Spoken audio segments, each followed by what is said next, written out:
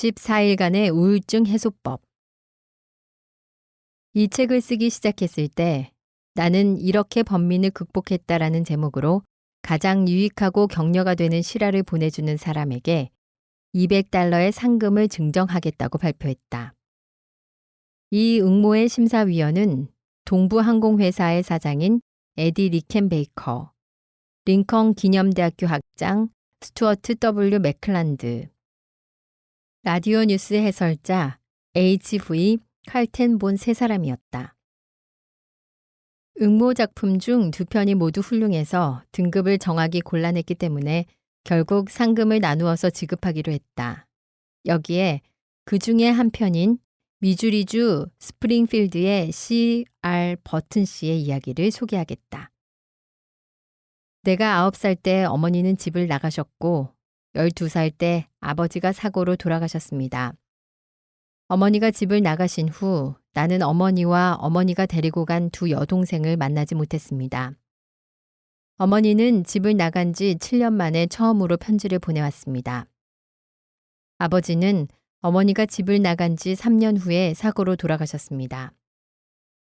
원래 아버지는 거리에서 작은 술집을 경영하고 있었는데 사업상의 이유로 여행을 떠나신 틈을 타서 아버지의 동업자가 술집을 팔아버리고 달아났습니다. 아버지 친구들은 빨리 돌아오라는 전보를 줬고 그 소식에 허둥지둥 돌아오던 아버지는 캔자스의 살리나르스에서 자동차 사고로 돌아가셨습니다. 제게는 고모 2분이 계셨습니다. 2분 모두 가난하고 건강하지 못할 뿐 아니라 연세가 많으셨지요. 하지만 우리 3남매를 모두 돌봐주셨습니다. 2분 고모를 제외하고는 아무도 우리 남매를 상대해주지 않았습니다. 압이 없는 자식으로 불리거나 취급받는 것이 무엇보다도 무서웠습니다. 결국 우리가 두려워하고 있던 사태가 현실로 나타났습니다. 고모의 형편이 나빠져서 우리는 떨어져 지내야만 했습니다. 저는 얼마 동안 어느 가난한 가족과 함께 지냈습니다. 하지만 계속되는 불경기 때문에 그 집 주인이 실직하게 되면서 그 집을 떠날 수밖에 없게 되었고 이번에는 거리에서 11마일 떨어진 농장의 로프틴 부부와 함께 지내게 되었습니다. 로프틴 씨는 70세 노인인데 대상포진으로 자리에 누워 있었습니다. 그는 나에게 거짓말하지 않고 도둑질하지 않으며 말을 잘 듣는다면 집에 있어도 좋다고 하셨습니다. 그날부터 이 3가지 규칙이 나의 성서가 되어 철저하게 지켰습니다. 나는 학교에도 가게 되었지만 첫 주에는 매일 집으로 돌아와 어린애처럼 엉엉 울었습니다. 아이들이 나에게 코가 크다는 둥, 벙어리라는 둥, 압이 없는 자식이라고 악담을 하는 것이 분해서 어쩔 줄을 몰랐기 때문이었습니다. 결국 괴롭히는 녀석들을 때려주기로 결심했는데 로프틴 씨가 이렇게 말씀하셨습니다. 싸움을 하지 않고 그 자리를 피하는 것이 싸움하는 것보다 더 큰 용기가 필요하다는 것을 잊지 말거라. 녀석들을 때려줄 수 없게 되자 속이 상했습니다. 그러던 어느 날 한 녀석이 학교 뒤에 있는 사육쟁에서 닭똥을 한 줌 쥐어다가 내 얼굴에 집어 던졌습니다. 이제 더는 참을 수가 없어 그 녀석을 실컷 때려주었습니다. 이 일을 계기로 몇 명의 친구를 사귀게 되었는데 이들은 그 녀석이 나빴다고 나를 두둔해 주었습니다. 나는 로프틴 부인이 사준 새 모자를 자랑스럽게 쓰고 다녔는데 어느 날 나보다 나이 많은 여학생이 내 모자를 벗기더니 그 안에 물을 집어넣어 엉망으로 만들어 놓았습니다. 그 여학생은 나에게 너 같은 돌머리는 물을 적셔야 돼. 머리가 잘 돌아가도록 말이야. 하고 놀렸습니다. 이런 일이 있을 때마다 나는 학교에서 눈물을 참고 있다. 집에 돌아와서 큰 소리로 엉엉 울었습니다. 그때마다 로프틴 부인은 따뜻하게 달래주었고 다정하게 이야기를 해주었습니다. 그 후 번민이나 걱정거리가 모두 사라졌을 뿐만 아니라 적도 친구로 만들 수 있었습니다. 그녀는 나에게 이렇게 말해주었습니다. 랄프야, 내가 저 아이들에게 흥미를 가지고 그 아이들이 좋아하는 일을 해주면 절대로 너를 괴롭히거나 악담을 퍼붓거나 압이 없는 자식이라고 놀리지 않을 거야. 나는 부인의 충고를 따랐고 열심히 공부해서 수석 자리를 차지했지만 더 이상 누구도 나를 질투하지 않았습니다. 내가 될 수 있는 대로 그들의 비위를 맞춰주었기 때문이었습니다. 친구들의 작문 숙제를 도와주었고 연설의 초고를 전부 써준 적도 있었습니다. 같은 반 아이 하나는 나한테 도움을 받고 있다는 것을 말하기가 창피해서 자기 어머니에게 쥐를 잡으러 간다고 거짓말하고는 농장으로 나를 찾아와 학과 복습이나 예습을 받곤 했습니다. 또 누군가를 위해 책에 대한 비평문을 써주기도 했으며 며칠 밤 산수를 가르쳐 주기도 했습니다. 그러던 어느 날 우리 동네에 죽음의 신이 찾아왔습니다. 2명의 늙은 농부가 죽고 한 여인은 남편한테 버림을 받았습니다. 4가구 중에서 남자라고는 이제 저 혼자뿐이었습니다. 나는 3명의 가부들을 2년 동안 도와주었습니다. 학교에서 돌아오는 길에 농장에 들러 나무를 잘라주거나 우유를 짜주었고 가축에게 먹이도 주고 물도 먹였습니다. 그러자 마을 사람 모두가 나를 친구로 대해주었습니다. 몇 년 후 해군에서 돌아왔을 때는 200명 정도의 이웃들이 나를 만나러 왔는데 그 중에는 80마일 밖에서 차를 몰고 온 사람도 있었습니다. 그들은 진심으로 나를 생각해주고 있었습니다. 나는 누군가를 돕는 것이 기쁘고 즐거워서 다른 걱정을 할 시간이 없었습니다. 그리고 13년 동안 한 번도 나는 압이 없는 자식이라는 소리를 들어본 적이 없습니다. C.R. 버튼 씨 만세. 그는 친구를 만드는 방법을 알고 있다. 또한 고민을 극복하고 인생을 즐길 줄도 안다. 워싱턴주 시애틀의 플랭크 루프 박사도 마찬가지 경우였다. 그는 33년 동안이나 관절염으로 평상에 누워 지냈다. 시애틀 스타지에 스튜어드 화이트하우스가 다음과 같은 편지를 보내왔다. 나는 때때로 루프 박사를 방문하여 이야기를 나누었다. 박사와 같이 이타적이며 인생을 즐기고 있는 사람은 드물 것이다. 오랫동안 병상에 누워 있으면서 어떻게 인생을 즐길 수 있단 말인가. 2가지 추측을 할 수 있다. 그는 불평과 짜증으로 그렇게 할 수 있었던 것인가? 물론 아니다. 혹시 자기 연민에 빠지거나 항상 주목의 표적이 되어 남이 그의 뜻을 받아주기를 강요해서 그랬단 말인가? 이것도 아니다. 모두 틀렸다.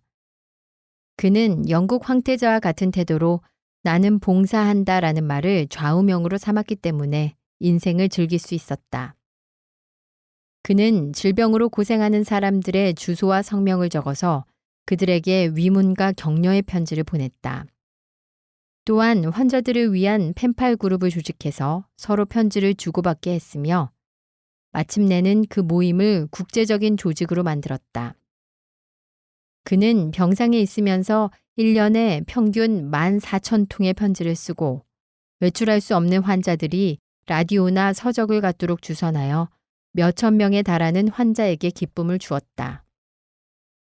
루프 박사와 다른 사람들의 큰 차이가 무엇일까?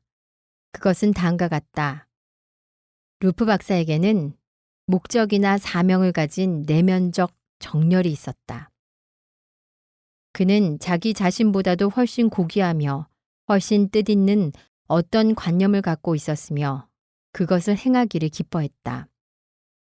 이것은 버나드 쇼가 세상이 자신의 행복을 위해서는 조금도 힘을 써주지 않는다고 투덜대고 불만으로 매일을 지내는 자기중심적인 소인이라고 혹평한 사람들과는 정반대의 모습이다. 위대한 정신과 의사인 알프레드 아들러가 발표한 놀라운 보고서의 내용을 살펴보자. 그는 항상 환자에게 이 처방대로 14일 만에 반드시 완쾌됩니다. 그것은 매일 어떻게 하면 남을 기쁘게 해줄 수 있을까를 생각해보는 일이죠. 라고 말했다. 말만으로는 믿기 어려울 것 같아 그의 명저인 인생이 의미하는 것이라는 책에서 인용해 보겠다. 우울증이란 남에 대한 장기적이고 계속적인 분노, 비난 같은 성질의 것이다. 그러나 환자는 보호나 동정, 지지를 얻어내기 위해서 오직 자신의 잘못에 낙담한 것처럼 연기한다. 우울증 환자의 첫 번째 기억은 일반적으로 다음과 같다.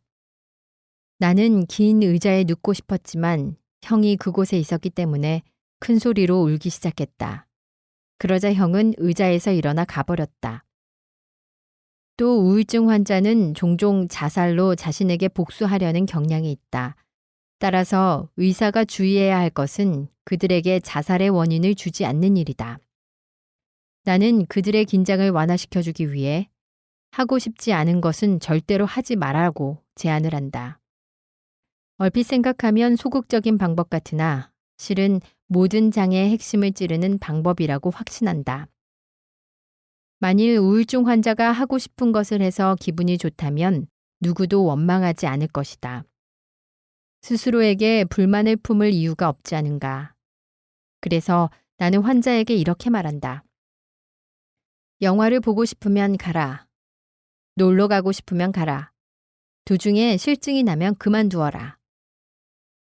이것은 누구에게나 해당하는 가장 좋은 방법이다. 특히 나는 신에 가까운 존재이므로 하고 싶은 일을 내 마음대로 할 수 있다는 식으로 우월감을 갖고자 하는 사람을 만족시켜준다. 그러나 한편으로는 그의 생활 패턴에 쉽사리 들어맞지 않을 수도 있다. 그가 남을 비난하고 지배하고 싶은데 남이 그의 의견에 동의한다면 반박할 방법이 없다. 이 법칙은 그들의 불안을 제거해준다. 그래서 나의 환자 중에는 자살자가 한 사람도 없었던 것이다. 그러나 일부 환자는 나는 별로 하고 싶은 일이 없는데 어떻게 하죠? 라고 물어본다. 나는 여러 번 같은 질문을 받았기 때문에 쉽게 대답할 수 있다. 하고 싶지 않은 일은 하지 마시오 라고 대답하면 하루 종일 자고 싶다고 말하는 환자가 있다. 내가 그렇게 하라고 하면 환자는 잠을 자지 않는데 만일 내가 거부하면 환자는 짜증을 낸다. 그래서 나는 항상 환자의 의견에 동의해준다. 이것이 제1의 법칙이다. 다음에는 더 직접적으로 그들의 생활 방식에 공격을 가한다. 이 처방대로 하면 14일 안에 완쾌됩니다. 그것은 바로 어떻게 하면 남을 기쁘게 할 수 있을까를 생각하는 일입니다. 이것은 그들에게 중대한 의미가 있다. 왜냐하면 그들은 어떻게 하면 남을 괴롭힐 수 있을까만을 계속해서 생각하고 있기 때문이다. 그들의 대답은 참 재미있다. 어떤 사람은 그건 문제없다. 한평생 하고 있는 일이니까 라고 대답한다. 그렇지만 그들은 절대로 그렇게 하고 있지 않다. 그래서 좀 더 생각해 보라고 권하면 그들은 생각해 보려고도 하지 않는다. 나는 그들에게 말한다. 밤에 잠이 오지 않을 때를 이용해서 어떻게 하면 남을 기쁘게 할 수 있을까 생각해 보는 겁니다. 그것이 건강을 회복하는 지름길입니다. 다음 날 나는 물어본다. 어제 말한 대로 하셨습니까? 대부분은 잠자리에 들자 곧 잠이 들었습니다. 라고 말한다. 물론 이러한 대화는 평온하게 서로 마음을 터놓을 수 있는 상황에서 이루어져야 하며 나의 태도가 억압적이어서는 안 된다. 어떤 환자는 또 이렇게 대답한다. 아무리 생각해도 떠오르지 않아요. 나는 다른 고민으로 가득 차 있으니까요. 이에 대해 나는 고민을 계속하는 것도 좋지만 남의 일을 생각해 볼 수 있는 시간은 있겠지요. 라고 대답한다. 나는 계속해서 타인에게 관심을 가지라고 권하고 있다. 그런데 어떤 사람들은 이렇게 말한다. 왜 남을 기쁘게 하지 않으면 안 됩니까? 그들은 조금도 나를 기쁘게 해주려고 하지 않는데요. 그러면 나는 당신의 건강에 도움이 되니까 그렇지요. 그렇게 하지 않으면 곧 후회하게 될 거예요. 라고 대답한다. 하지만 말씀하신 대로 잘 생각해 보겠습니다. 라고 하는 환자는 실로 드물다. 어쨌든 나의 모든 노력은 환자들의 사회적 관심을 증대시키는 데 있다. 병의 진짜 원인은 협동정신의 결여에 있다는 것을 알기 때문에 그들에게 그것을 알게 하려는 것이다. 그들이 남과 평등하고 협동적인 태도를 갖게 된다면 비로소 그들은 완쾌된 것이다. 종교에서 가장 강력하게 주장하는 것이 항상 내 이웃을 사랑하라는 것이다. 남에게 관심을 갖지 않는 인간은 인생에서 고난을 겪게 되고 남에게 가장 큰 위험을 가져다 주게 된다. 모든 인생의 실패는 남에게 관심을 갖지 않는 사람들에게 일어난다. 인간에게 가장 기묘하게 요구되고 가장 높은 찬사는 더 좋은 협조자가 되고 모든 사람의 친구가 되며 연애와 결혼에서 참된 반려자가 되라는 것이다. 아들러 박사는 일일 일선을 역설하고 있다. 선행이란 무엇인가? 예언자 마호메트는 선행이란 남의 얼굴에 미소를 짓게 하는 일이다 라고 말했다. 그렇다면 어째서 매일 선행하는 일이 그 행위자에게 그토록 커다란 영향을 주는 것일까? 그것은 남을 기쁘게 함으로써 번뇌와 공포 그리고 우울증의 원인인 자신의 고민을 생각하지 않게 되기 때문이다. 뉴욕에서 비서 양성소를 경영하고 있는 월리엄 T. 문 부인은 자신의 고민을 없애기 위해서 남을 기쁘게 해주는 방법을 배우는데 2주일도 채 걸리지 않았다. 그녀는 단 하루 만에 2명의 고아를 기쁘게 해줌으로써 자신의 번민을 제거해버렸다. 이 일에 대한 문 부인의 이야기는 다음과 같다. 5년 전 12월 저는 슬픔과 자기 연민의 슬픈 감정에 쌓이고 말았어요. 결혼 후 행복한 생활을 보낸 지 몇 년 되지 않아 남편을 잃었죠. 크리스마스가 가까워지면서 슬픔은 더욱 커져만 갔어요. 지금까지 혼자서 크리스마스를 보낸 적이 없었기에 크리스마스가 다가오는 것이 두려웠어요. 친구들은 크리스마스에 같이 지내자고 초대했지만 저는 전혀 그럴 기분이 나질 않았죠. 크리스마스 전날 오후 3시에 사무실을 나와 목적 없이 5번가를 걸었어요. 자기 연민과 우울증을 없애보려는 생각이었죠. 거리는 활기차고 행복한 군중으로 가득 차 있었어요. 오히려 과거에 행복했던 추억이 되살아나면서 홀로 텅 빈 아파트로 돌아간다는 것을 생각만 해도 참을 수가 없었어요. 순간 어떻게 해야 할지 혼란스러웠고 눈물이 그치지 않았어요. 1시간가량 거리를 헤매다가 문득 내가 버스 종점에 와 있다는 것을 깨달았죠. 과거에 곧잘 남편과 모험하는 기분으로 어디로 가는지도 모르는 버스를 탔던 일이 생각났어요. 그래서 우선 눈에 띄는 버스에 올라탔습니다. 어드슨 강을 건너 한참을 가다 보니 어느새 차장이 아주머니 종점입니다 하고 말하더군요. 버스에서 내린 내 눈앞에는 이름조차 알 수 없는 마을이 있었어요. 아주 조용하고 평화로운 고장이었죠. 돌아가는 버스를 기다리는 동안에 조용하고 평화로운 주택가를 둘러보았어요. 한 교회 앞을 지나려는데 그 안에서 고요한 밤, 거룩한 밤의 아름다운 선율이 들려왔습니다. 들어가 보니 교회 안에는 오르간을 치는 사람만 있었어요. 저는 조용히 의자에 앉았습니다. 화려하게 장식한 크리스마스 트리의 불빛은 마치 달빛에 빛나는 무수한 별과 같이 사방을 찬란하게 비추고 있었죠. 아침부터 아무것도 먹지 않은 탓에 은은하게 흐르는 음악 소리에 서서히 졸음이 몰려왔어요. 심신이 극도로 피로해 있었기 때문에 곧 깊은 잠에 빠져들고 말았죠. 눈을 떴을 때 얼마 동안은 지금 어디에 와 있는지 알 수가 없었어요. 내 앞에는 크리스마스 트리를 보러 온 것 같은 2 아이가 서 있었어요. 한 여자아이가 나를 가리키며 산타클로스 할아버지가 데려왔나 봐 라고 말했어요. 내가 눈을 뜨자 2 아이는 깜짝 놀랬죠. 나는 괜찮아 라며 그들을 안심시켰어요. 아이들은 낡은 옷을 입었더군요. 아빠와 엄마는 어디 계시니? 하고 묻자 우린 아빠도 엄마도 없어요 하고 대답하는 것이었어요. 나보다 훨씬 더 불쌍한 두 고아가 제 앞에 있었어요. 아이들을 보자 내가 느꼈던 자기 연민이나 슬픔이 오히려 부끄러워지더군요. 나는 아이들에게 크리스마스 트리를 보여주고 백화점으로 데리고 가서 선물을 사주었습니다.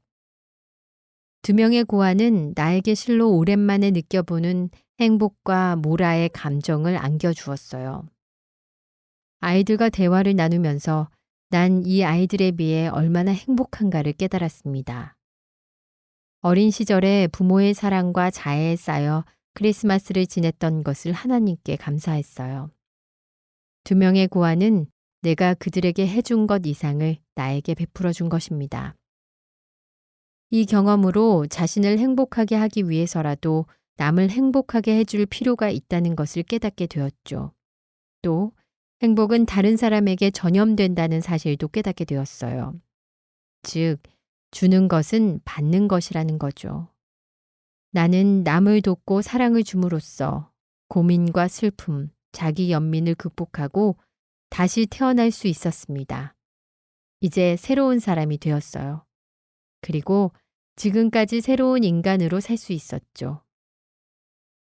건강과 행복을 되찾으면서 자신의 불우한 상황을 잊게 된 사람들의 이야기는 책으로 엮을 수 있을 만큼 많다. 예를 들어 미국 해군에게 인기가 가장 높은 부인인 마거릿 테일러 H의 경우를 생각해 보자. 예이치 부인은 소설가지만 그녀의 어떤 소설보다도 일본군이 진주만을 공격하던 무시무시했던 그날 아침에 그녀에게 일어났던 실화가 훨씬 더 재미있다. 예이츠 부인은 심장이 좋지 않아 1년 전부터 자리에 누워 있었다. 일광욕을 하기 위해 뜰로 나오는 일이 그녀에게는 최대의 여행이었다. 그때도 가정부의 부축을 받아야만 했다. 당시 그녀는 죽을 때까지 환자로 지낼 수밖에 없으리라고 생각했다. 다음은 그녀의 이야기다. 만일 일본군이 진주만을 공격해서 나의 생활을 흐트러 놓지 않았더라면 지금처럼 새로운 생활을 시작할 수 없었을 겁니다. 그 사건이 일어났을 때 세상은 온통 혼란에 빠지게 되었고 질서란 찾아볼 수 없었다. 폭탄이 근처에 떨어지는 진동 때문에 나는 침대에서 굴러 떨어졌다. 군용 트럭이 육해군 가족들을 학교로 피신시키기 위해 히캄 비행장, 스코필드 기지로 급행했다. 적십자사는 피난민을 수용할 수 있는 여분의 방을 가진 사람들에게 전화를 걸고 있었다. 적십자 직원들은 내가 침대 곁에 전화를 두고 있다는 것을 알고는 나에게 정보 교환소 역할을 해달라고 부탁했다. 나는 곧 육해군 병사의 가족들이 어디에 수용되어 있는지 조사하기 시작했다. 군인들은 적십자사로부터 그들의 가족 소식을 나에게 문의하도록 지시를 받았다. 나는 남편인 로버트 랄레이 H 함장이 무사하다는 것을 알게 되었다. 나는 병사의 안부를 걱정하는 가족들을 격려하는 한편 많은 전사자들의 가족을 위로하기 위해서도 무척 애를 썼다. 그때의 전투로 2117명의 해군 장병이 전사하고 960명이 행방불명되었다. 처음에 나는 침대에 누운 채 전화에 응답하고 있었는데 어느 날 너무 바쁘고 흥분한 나머지 아픈 몸이라는 것도 잊어버리고 책상 앞에 앉아 있었다. 말하자면 나보다 더 불행한 사람을 도와야겠다는 생각에 내 몸의 병을 잊어버린 것이다. 그 후로는 잠잘 때 외에는 침대에 누워본 적이 없었다. 만일 일본군이 진주만을 공격하지 않았더라면 아마도 나는 반폐인으로 생을 마쳤을지도 모른다. 침대 생활은 그다지 고통스럽지는 않았다. 지금 생각해보면 침대 생활이 편했기 때문에 나는 스스로 재기의 의지를 잃고 있었는지도 모른다. 진주만 공격은 미국 사상 최대의 비극이지만 내 개인적으로는 가장 좋은 사건이었다. 위기는 내가 갖고 있다고 꿈에도 생각하지 못했던 힘을 부여해 주었으며 나 자신의 고민을 잊게 하고 타인에 대해 주의를 집중하게 했다. 내가 살아야 하는 필요 불가결한 중요하고 커다란 목적을 부여해 준 것이다. 이제 나에게는 자신의 일에 대해 생각하거나 걱정할 시간이 없어져 버렸다. 정신과 전문의를 찾는 사람들의 3분의 1은 마거릿 예이츠가 한 대로만 실행한다면 아마 완쾌될지도 모를 일이다. 그것은 남을 돕는 데 흥미를 갖는 일이다. 이것은 내 의견이 아니라 칼 융이 말한 것이다. 내 환자의 3분의 1은 임상적으로 진정한 의미에서 신경증은 아니다. 그들은 인생의 공허함과 무감각이 원인이 되어 그렇게 되어버린 것이다. 바꿔 말해서 그들이 엄지손가락으로 시내를 보내 공짜로 태워주기를 기대하지만 차들은 그것을 무시하고 지나쳐버린다. 그래서 그들은 인색하고 무감각하고 무익한 인생을 끌고 정신과 전문의를 찾아오는 것이다. 보트를 놓치고 강기슭을 서성거리면서 그들은 자기 이외의 모든 사람들을 욕하고 마땅히 세상이 자기 중심적 욕망을 만족시켜 주어야 한다고 주장하고 있다. 당신은 지금 이런 독백을 하고 있는지도 모른다. 그런 이야기에는 아무런 관심도 없다. 나라도 크리스마스 이브에 고아를 만났다면 관심을 보였을 것이다. 또 그때 내가 진주만에 있었더라면 마거릿 H와 같은 일을 했을 것이다. 그러나 내 경우는 다르다. 나는 평범한 생활을 보내고 있다. 하루에 8시간씩 지루한 일에 종사하고 있고 무엇 하나 극적인 일은 일어나지 않는다. 어떻게 하면 남을 돕는 데 흥미를 갖게 될까? 그리고 왜 그렇게 하지 않으면 안 되는 것일까? 그렇게 한다면 나에게 어떠한 이익이 돌아올까? 물론 이것은 당연한 질문이다. 그러면 이제 답해 보겠다. 당신의 생활이 아무리 평범하다 할지라도 매일 누군가를 만날 것이다. 그들에게 어떤 태도를 취하고 있는가? 무심코 바라볼 뿐인가? 그렇지 않으면 그들에게 관심을 갖고 대하고 있는가? 우편 배달부를 예로 들면 그는 매일 몇백 마일을 움직이며 집집마다 우편물을 나누어 주는데 당신은 한 번이라도 그가 어디에 살고 있는지, 몸은 피곤하지 않은지, 일이 지루하지는 않은지 물어본 일이 있는가? 식료품 가게 점원이나 신문 배달원, 구두 수성공들에게는 또 어떤가? 이 사람들도 모두 인간이다. 그들 역시 누군가에게 자신의 삶을 털어놓을 기회를 엿보고 있다. 그런데 당신은 기회를 준 적이 있는가? 그들이나 그들의 생활에 대해 진지한 관심을 보인 적이 있는가?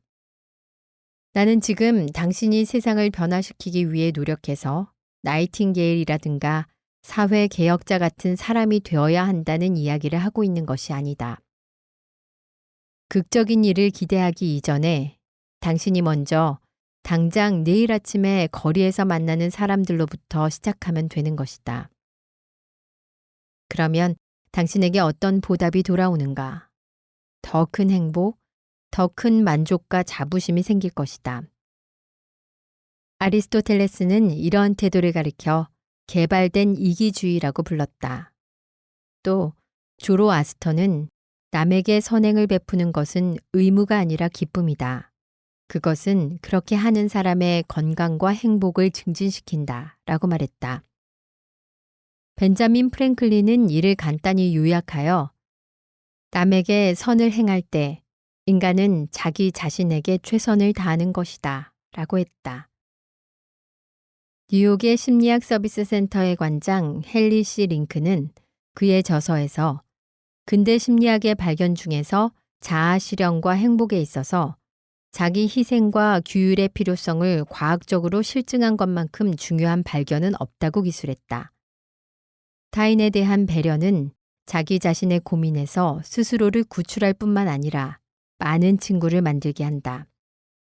언젠가 예일대학교의 월리엄 라이언 펠스 교수에게 어떤 방법을 사용했는지 물었더니 그는 이렇게 대답했다. 나는 호텔이나 이발소, 기타 상점에 들어갈 때는 그곳에서 만나는 사람에게 상냥하게 말을 건다. 말하자면 그들은 어떤 기계의 부속품으로 간주하는 것이 아니라 하나의 인간으로 대하는 것이다.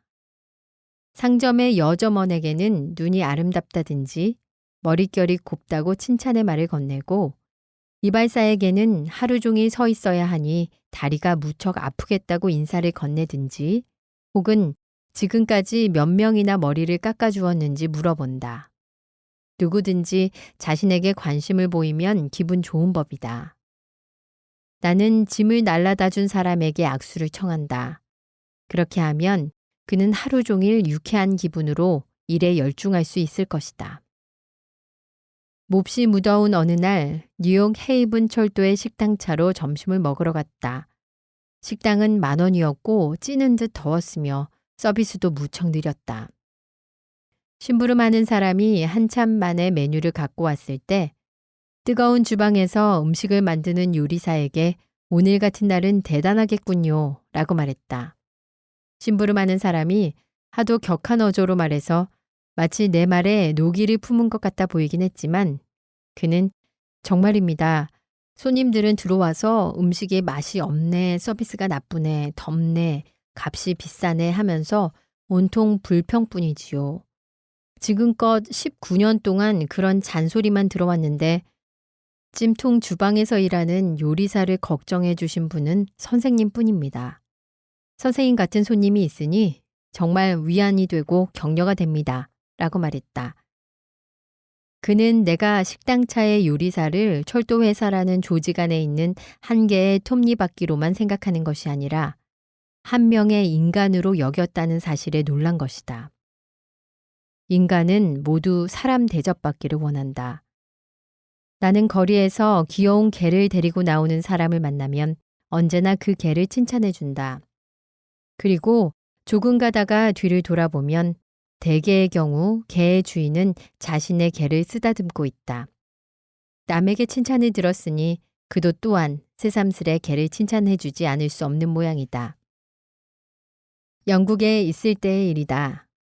한 양치기가 크고 영리해 보이는 개를 데리고 있는 것을 보고 나는 진심으로 칭찬했다. 나는 그에게 개의 훈련법을 물어보았다. 대화를 마치고 서로 헤어지면서 뒤를 돌아보니 개는 앞발을 들어 자기 주인의 어깨에 올려놓고 있었다. 양치기는 만족스러운 듯 개의 앞발을 쓰다듬고 있었다. 내가 양치기와 그의 개에 대해 흥미를 가졌다는 사소한 일이 그를 행복하게 만들어준 것이다. 개도 즐거운 듯 했고 나도 즐거워졌다.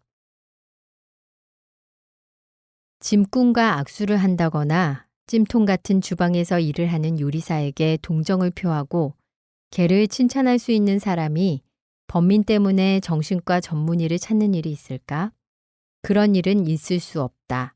단연코 그렇다. 중국 격언에 다음과 같은 말이 있다. 남에게 장미를 선물한 사람의 손에는 장미 향기가 남아있다. 이 장을 읽는 어떤 독자는 이렇게 말할지도 모른다. 남에게 흥미를 가지라는 건 난센스다. 나는 만사에 감사하는 것 따위는 질색이다. 돈을 벌어야 한다. 상대에게 얻을 수 있는 것이 있다면 무엇이든 획득해야 한다. 그런 공연불 같은 소리는 치워버려. 그것이 당신의 의견이라면 그것도 좋다.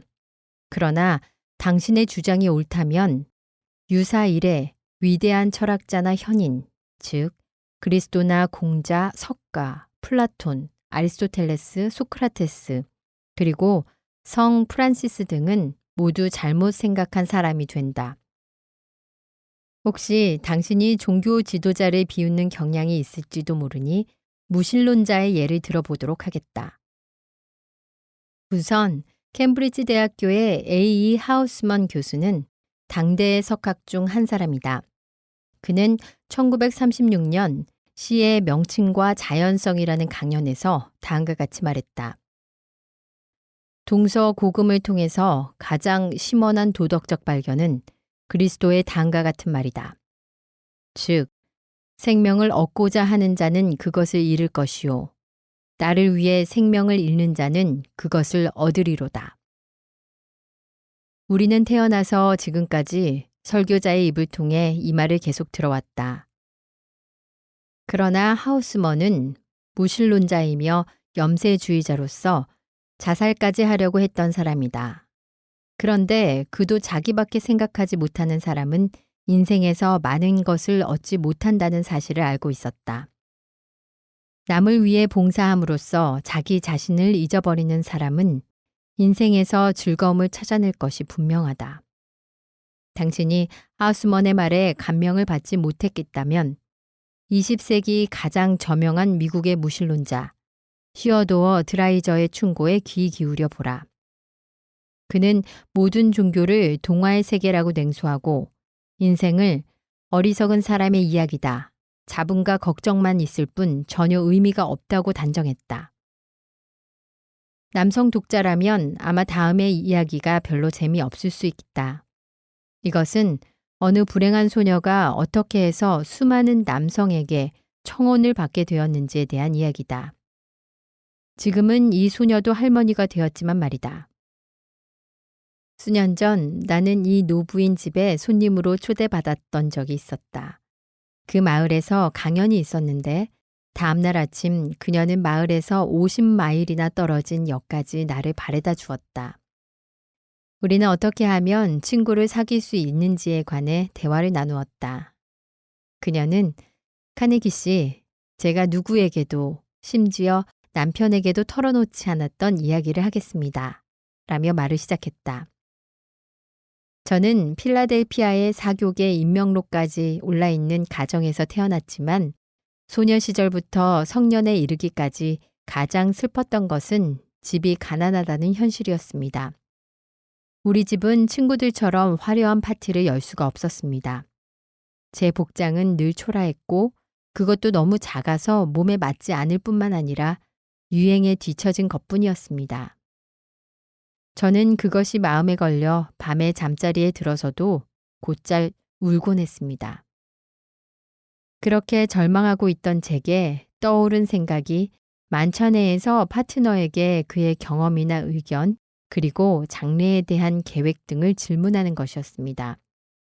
그렇다고 제가 그들의 이야기에 별다른 흥미를 가졌던 것은 아니었습니다. 단지 상대가 저의 보잘것없는 차림새를 보지 못하게 하려는 목적이 주된 이유였습니다. 그런데 이상한 일이 일어났습니다. 그 사람들과 대화를 하면서 몰랐던 것들을 알게 되자 그들에게 흥미를 가지게 되었고 저의 초라함 같은 것은 잊어버리게 되었습니다. 그리고 더 놀랄 만한 일이 일어났습니다.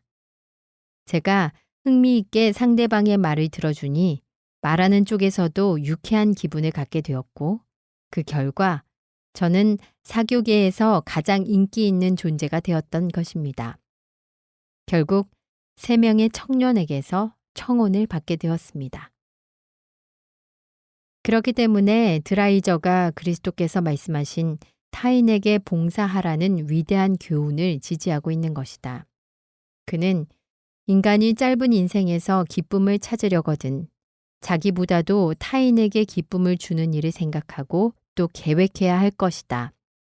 왜냐하면 자기의 기쁨이 그들 속에 있고 그들의 기쁨은 그 자신 속에 이어져 있기 때문이다. 라고 말한다. 만일 우리가 드라이저의 주장과 같이 남을 기쁘게 하기 위해서 노력할 생각이라면 지금 즉시 시작해야 한다. 시간은 빨리 지나간다. 나는 2번 다시 이 인생을 살 수 없다. 때문에 행할 수 있는 선행, 자신이 나타낼 수 있는 친절은 지금 당장 실천하자. 주저하거나 게을러서는 안 된다. 나는 이 길을 2번 다시 걷게 되지는 않을 테니까.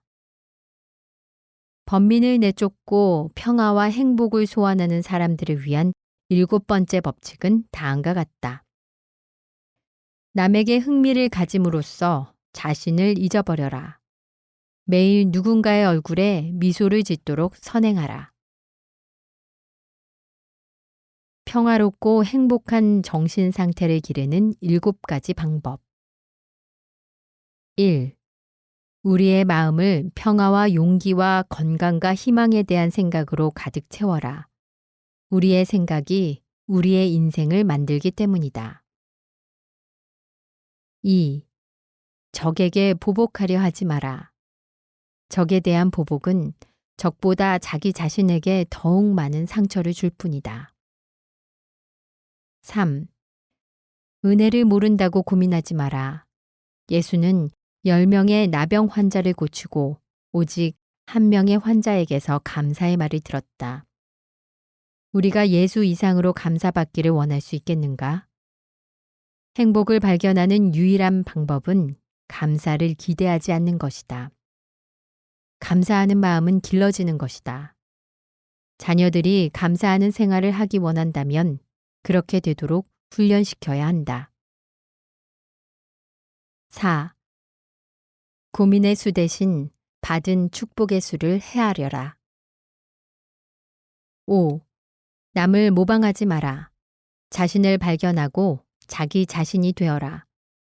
질투는 무지에서 오고 모방은 자살 행위이기 때문이다. 6. 분명히 레몬을 선사하면 그것으로 레몬 주스를 만들어라. 7. 남의 행복을 위해 노력함으로써 자신의 불행을 잊어버려라. 당신이 남에게 도움이 될 때 당신은 자신에게 최상의 도움을 주는 것이다.